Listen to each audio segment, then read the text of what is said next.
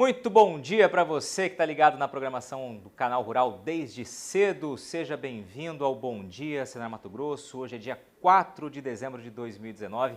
O ano está acabando, estamos aí no último mês do ano, reta final para a chegada de 2020. E é claro, durante todo esse ano você também nos acompanhou aqui semanalmente, sempre com muita informação. Informação esta que pode fazer a diferença, pode ajudar a fazer a diferença na tua atividade rural. Hoje você mais uma vez é nosso convidado a participar do programa. Se você tiver dúvidas, tiver sugestões de tema, quiser interagir com a gente, é só enviar mensagem para o telefone que vai aparecer daqui a pouquinho na sua tela. 65 99 212 1055, está aí o telefone, você manda mensagem por WhatsApp e a gente traz aqui no programa para o nosso instrutor poder dialogar com você e esclarecer a sua dúvida. Por falar em instrutor, um estreante aqui conosco, pela primeira vez aqui nesses 2 anos de Bom Dia, Senar Mato Grosso, o Cleonir Andrade. Tudo bem, Cleonir? Seja bem-vindo. Tudo bem, Tito Antônio. Bom dia. É um prazer estar aqui com você, um prazer estar com vocês, telespectadores, e poder partilhar um pouco desse momento de conhecimento. Cleonir, que acordou cedinho, hoje mais cedo, aliás, que nós aqui, acordou cedo porque ele mora em Chapada dos Guimarães, viajou aí 60 quilômetros para estar aqui com a gente, trazendo informações, dividindo com você aí, que está do outro lado da tela, não só aqui em Mato Grosso, claro, como em todos os estados do país. Hoje vamos falar sobre um tema que é extremamente importante, a agricultura familiar, em especial, tem uma ligação muito forte com esse tema, mas claro, também em escala empresarial esse tema é extremamente relevante no país, que são hortaliças folhosas. Hoje você vai falar sobre os tratos culturais, é isso aí. Perfeito, Tito Antônio. Nós vamos falar hoje um pouco sobre os tratos culturais aplicáveis às hortaliças folhosas, né? Dando início, Tito Antônio, o que são os tratos culturais, né? Desculpa. São ações que visam criar condições ideais para o bom desenvolvimento das plantas, né? Então são aquelas ações que a gente pode contribuir para buscar melhores produtividades, para buscar melhor qualidade no produto final ao longo de todo o ciclo, né? Esses tratos culturais, eles podem estar ligados tanto a fatores ambientais como a fatores relacionados às plantas. Quando eu digo fatores ambientais, a gente está relacionando, por exemplo, a temperatura, número de horas de luminosidade para que uma planta chegue a florescer, chegue a produzir os frutos. E quando a gente relata sobre fatores relacionados às plantas, nós estamos falando sobre condicionamento, por exemplo, um raleamento, manejo de plantas daninhas, plantas espontâneas, manejo de pragas e doenças, certo? Ou seja, de que maneira o trato cultural, claro, como o nome diz, de que maneira nós, o homem pode fazer uso aí para tentar melhorar o desempenho daquela produção. Isso. Lembrando que essas dicas que você vai trazer aqui, hoje que você vai nos mostrar, elas servem para qualquer produtor ou quem cultiva em casa, enfim, é muito comum você também tentar cultivar a sua própria horta, também serve para quem estiver assistindo e tiver essa relação com o tema, né? Com certeza, patrônio. Os tratos culturais eles são aplicáveis a todas as plantas, certo? Nós hoje que vamos focar um pouco nas hortaliças folhosas, mas ele é aplicável desde grandes culturas, desde manejo de plantas florestais até as hortaliças. Perfeito, vamos lá então. Então qual a importância dos tratos culturais? Né? A gente vai falando um pouco, mas é o seguinte, a realização dos tratos culturais exigidos pelas culturas pode evitar uma série de problemas futuros, como deficiência hídrica e ou nutricional, desenvolvimento limitado, baixa produtividade e baixa qualidade do produto final. Então, se a gente conseguir realizar os tratos culturais da forma ideal, da forma com que as plantas necessitam, a gente consegue evitar essa série de problemas.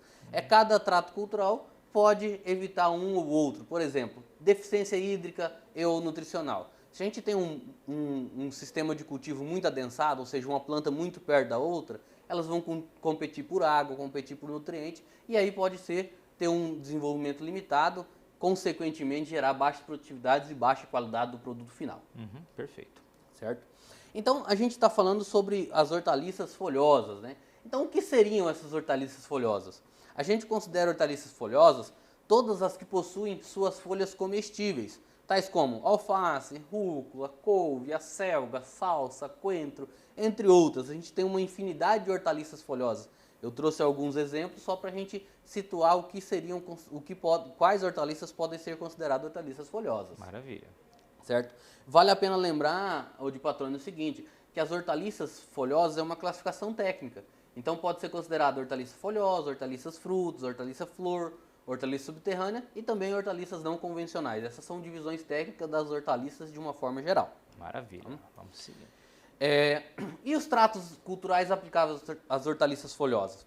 As hortaliças folhosas, assim como como todas as outras culturas também, elas necessitam de uma série de tratos culturais, que a gente classificou como os principais os seguintes: desbaste ou raleamento, manejo de plantas espontâneas, manejo de pragas e doenças, adubação de cobertura, irrigação e rotação de cultura.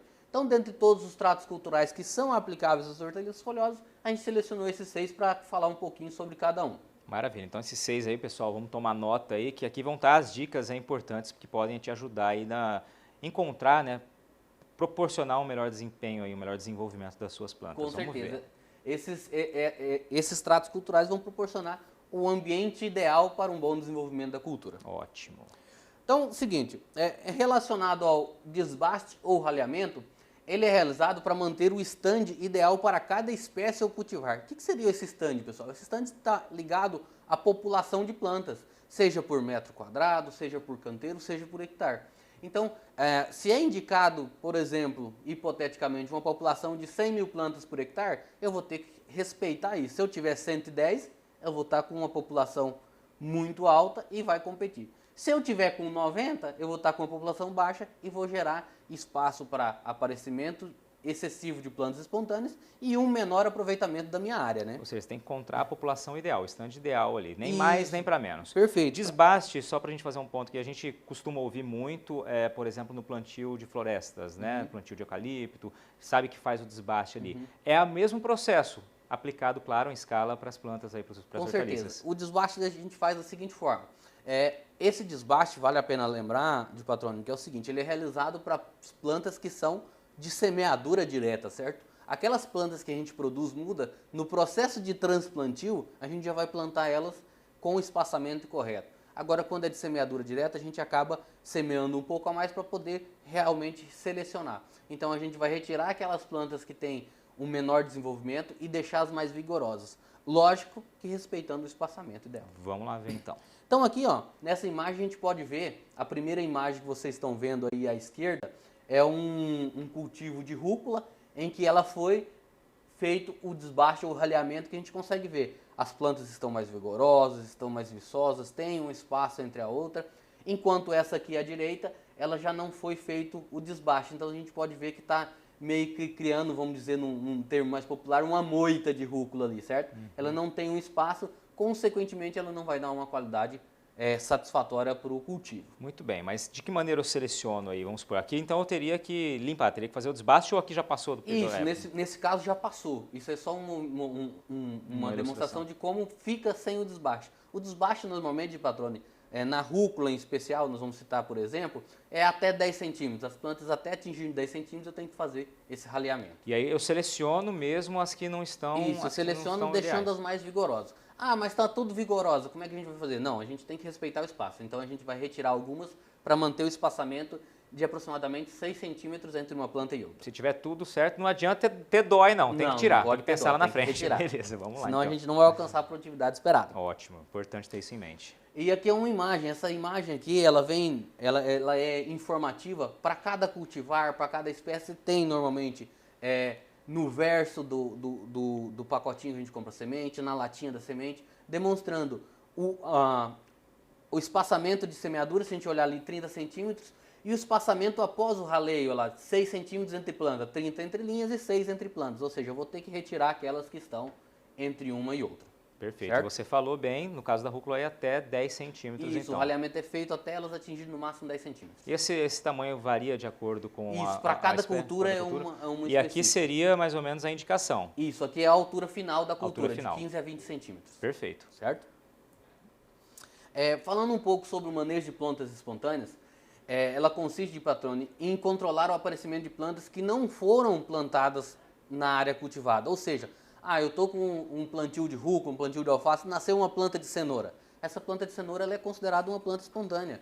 Por quê? Porque ela não foi semeada naquele local. Então, as formas da gente controlar essas plantas espontâneas pode ser através do controle físico, controle químico ou até mesmo o controle cultural. Lembrando que esse controle é ideal que seja realizado para quê? Para que a gente não tenha competição por luz, por água ou até mesmo por nutrientes, certo? Perfeito. Agora nós vamos ver as imagens. Por exemplo, na primeira imagem ali a gente vê um controle físico, ou seja, o produtor está ali com uma enxadinha capinando o canteiro de alface. Então é um controle físico, eu estou carpindo, vamos dizer assim. A imagem central, um produtor fazendo a aplicação de defensivos, ou seja, um controle químico, lembrando que ele está utilizando os EPIs, a gente tem que estar sempre lembrando da segurança do produtor, segurança do homem do campo, né? E na terceira imagem aqui a gente vê uma cobertura, ou seja, um controle cultural, que eu tenho uma cobertura morta sobre o meu canteiro, que já vai impedir com que essas plantas espontâneas nasçam com muito vigor e além de outros benefícios como manter a umidade no solo. Ótimo. Cleonir, vamos fazer uma pausa aqui. A gente foi com 2 dos 6 tópicos que você trouxe, né, dos tratos. A gente vai para um breve intervalo, daqui a pouquinho a gente volta ao vivo aqui de Cuiabá, que nós estamos no estúdio do Canal Rural Mato Grosso, com o Cleonir falando sobre os tratos culturais aí para hortaliças folhosas. Ele já trouxe 2 das 6 aí orientações que ele vai preparar, que ele preparou para essa manhã. Continue com a gente, daqui a pouquinho a gente volta. Este é o Bom Dia Senar Mato Grosso, hoje dia 4 de dezembro de 2019.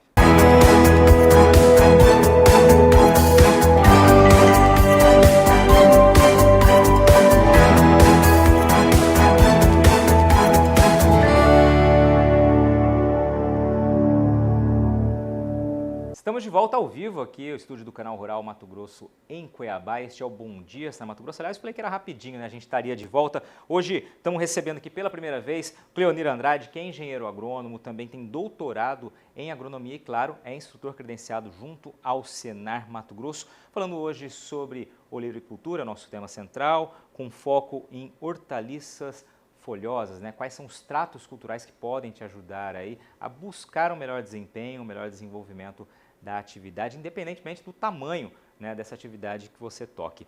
Cleonir, você trouxe 2 dos 6 tratos culturais que você preparou aqui para hoje. Vamos contar então, a partir de agora, o terceiro, né? Pragas e doenças. Isso. Dando continuidade então, de patrônio, nós vamos falar um pouco agora sobre o manejo de pragas e doenças.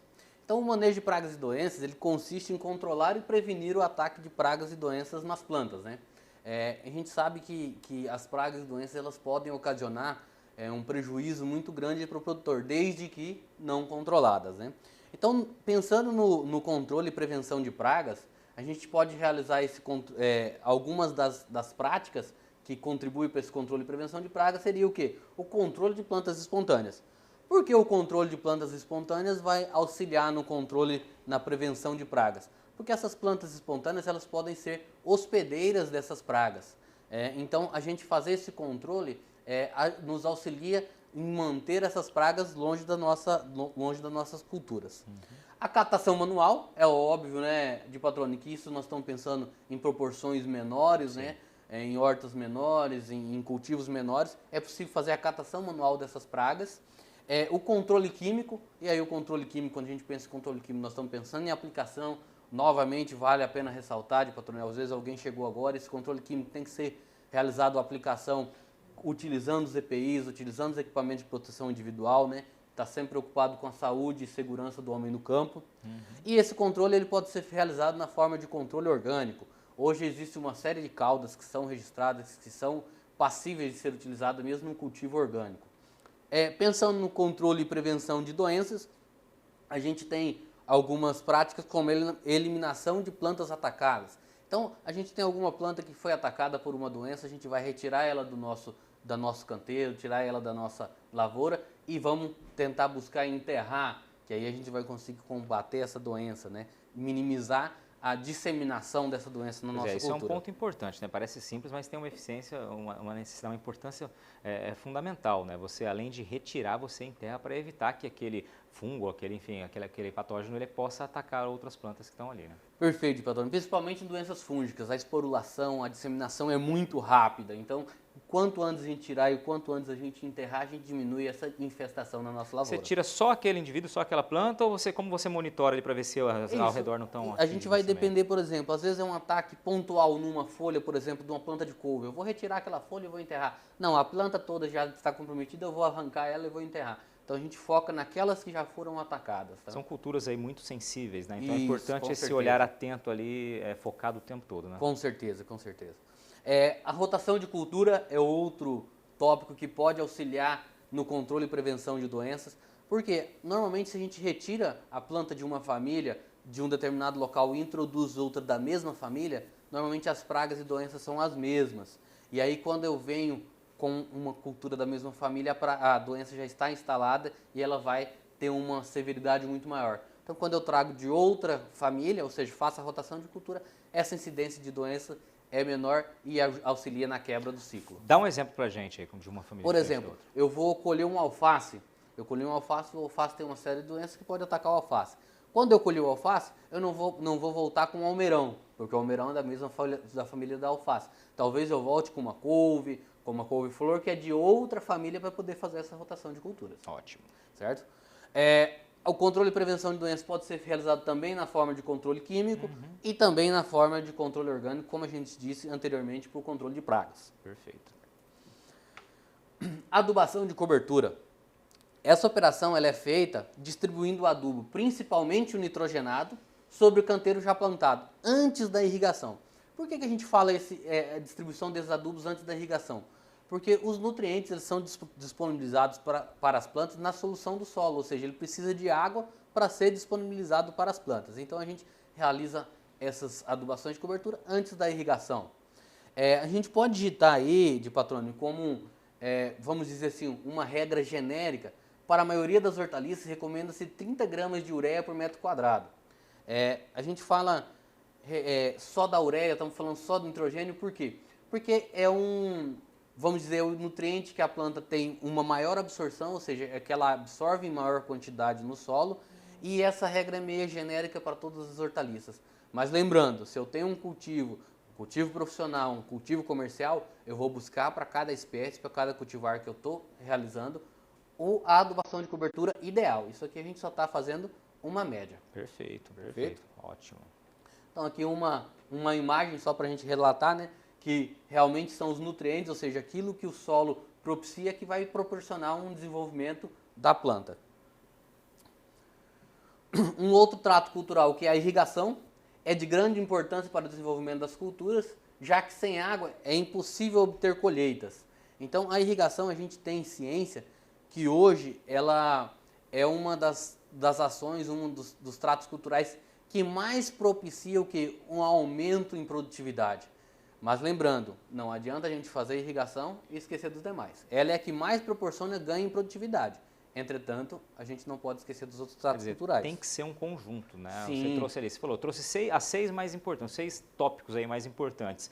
E eles têm que se complementar, não adianta só investir em irrigação e esquecer da adubação, do manejo, do trato ali, se você não vai ter resultado que você espera. Com certeza, de patrônio. E a gente tem que ter um cuidado, às vezes a gente confunde irrigação com molhamento, vamos falar no termo técnico. Por quê? A irrigação a gente tem controle de patrônio. Eu sei quantos milímetros a minha planta necessita, eu sei quantos milímetros o meu sistema tem a capacidade de fornecer e eu tenho a ciência de quanto tempo eu tenho que deixar irrigado, quantas vezes ao dia ou a quantos dias. Então a irrigação é algo extremamente técnico que demanda de controle. A gente fala que irrigar é fornecer águas para as plantas em quantidade adequada e no momento em que ela necessita. Então a gente tem uma série de critérios aí. Ótimo. Pensando nas hortaliças folhosas, a gente destaca a irrigação por aspersão e por gotejamento. Lembrando que a aspersão ela pode ser realizada, como na primeira imagem, via pivô central, lógico que para grandes áreas, né? Na imagem do centro, por aspersão convencional, e na última imagem aqui, a mais à direita, o sistema de irrigação por gotejamento. Então a gente tem esses sistemas como os mais usuais para as hortaliças folhosas. E o que vai fazer eu selecionar um ou outro sistema de irrigação, um ou outro método de irrigação de patrônio?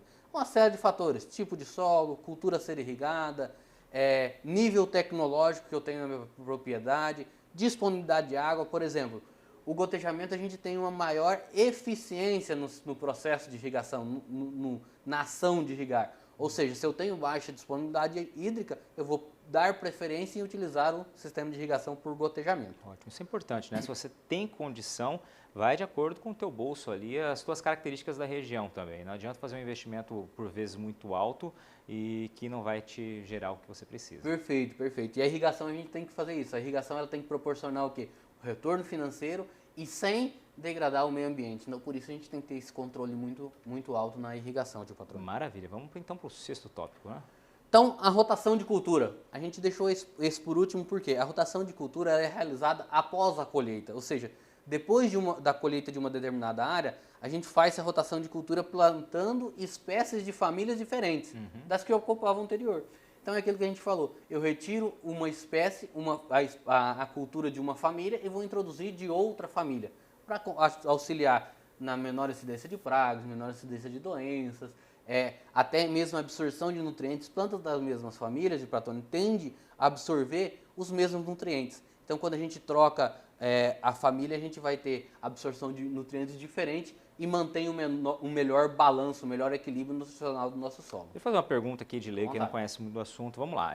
Qual o ciclo mais ou menos de uma hortaliça que você pegou como exemplo ali, vamos supor a couve ou a rúcula mesmo? Que você pegou a gente tem, por exemplo, algumas que são muito rápidas. Se a gente pensar na rúcula, a partir de 30 a 35 dias a gente já tem colheita de rúcula. Aí já entra com uma outra, passa a rotação. Isso. Por exemplo, a rúcula é da mesma família da couve. Então, passou 30 dias, eu colho 30, 35 dias, eu colho a rúcula. Eu posso entrar com alface, então, que é de outra família. A alface a gente tem um período de produção de muda que vai de 25 a 30 dias e depois a gente tem mais de 40, 45 dias para colher ela após o transplantio. Tá. Na hora dessa rotação, faço novamente uma adubação? É importante sempre começar do zero. Isso, a gente vai fazer o quê? Sempre buscando essa adubação. Às vezes, para a gente não revolver o solo, a gente não faz adubação do plantio, a gente vai mantendo a adubação em cobertura. Perfeito. Sei que tem um último slide que você preparou ali. E aí, aquela grande dúvida, né? É aquela grande dúvida. E agora, o que fazer para conseguir um aumento de produtividade com os tratos culturais? Então é o seguinte, a gente, para alcançar melhores produtividades, melhor qualidade do produto final de Patrônio, a gente tem que buscar o equilíbrio. A palavra é equilíbrio. A gente buscar realizar os tratos culturais, cada um dentro da sua necessidade, e não focar em um e esquecer dos demais. Não adianta eu ter uma irrigação extremamente tecnificada, extremamente controlada, e não tem um manejo de praga, não tem um manejo de doenças, nem um controle, um desbaste, vamos dizer assim. E o vice-versa também não adianta. Então a gente tem que buscar um equilíbrio, utilizar de todos os tratos culturais que aquela cultura precisa, aí sim ela vai conseguir te dar resposta em produtividade, em qualidade, consequentemente em retorno financeiro. Perfeito, Leonir. Antes da gente ir embora, a gente tem um minutinho aqui, vamos responder uma pergunta. Vamos ver se você pode responder a pergunta da Graciele de Rio Verde, lá de Mato Grosso do Sul. Minha região natal, né, Mato Grosso do Sul, sou de Campo Grande. Graciele, obrigado pela sua participação. Ela diz que nessa época de chuva, qual a alface ideal para plantar? A rúcula que ela planta está com folha enrolando, não é uma rúcula velha, ela comprou a muda de viveiro e os alfaces estão feios, segundo ela. Nessa época, os primeiros foram lindos, é que ela classifica aqui. Já os agora estão atrasando, criando talo no alface e o mimosa. Na verdade, de Patrônio, a gente tem um problema de água aí? Com as hortaliças nessa época chuvosa, nesse período chuvoso. O excesso hídrico, o impacto da chuva, tudo isso proporciona um desenvolvimento distante do ideal para a rúcula, para o alface. Então, normalmente, nessa época de chuva, a gente tem preferência por quê? Para cultivar essas hortaliças folhosas em ambiente protegido.